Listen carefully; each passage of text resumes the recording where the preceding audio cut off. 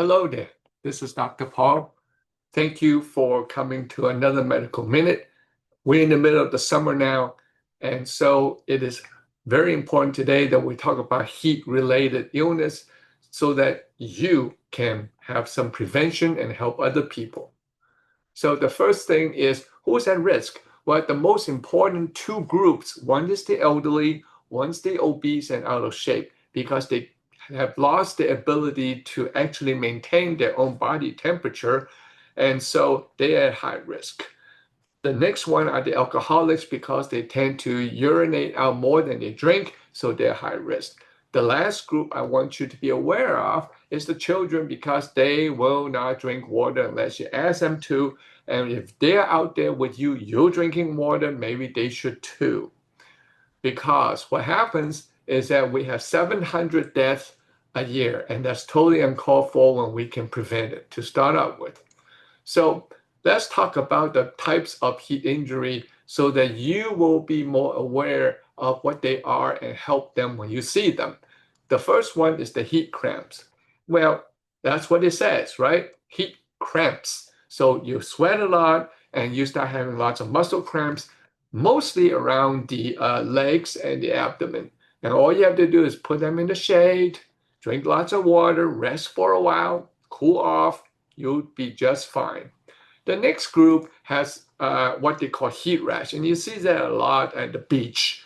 The next day, they don't burn, they just had heat rash. Why is that? Well, that's because their sweat glands tends to block easily, especially in areas where it has wet clothing over it. Those are the people that also are higher risk to develop heat exhaustion.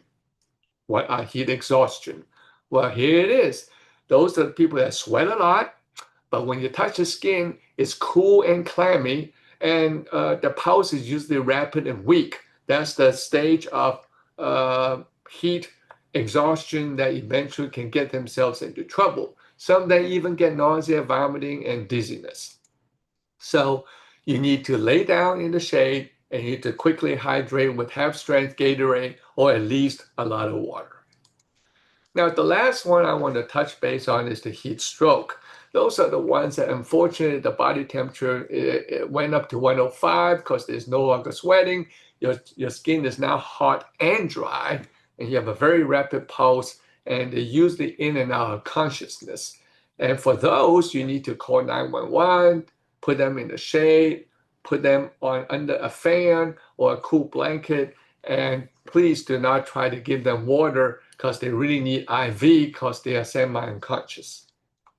And before I end this, I also want to remind you that all those things will also happen to your furry pets that are with you outdoors. So if you drink water and you get thirsty, maybe you should let them have some too. So thank you for this information that I'm giving you today. And I hope that is very helpful for you. Give me a thumbs up, recommend it to your friends and family, and I shall see you in a week.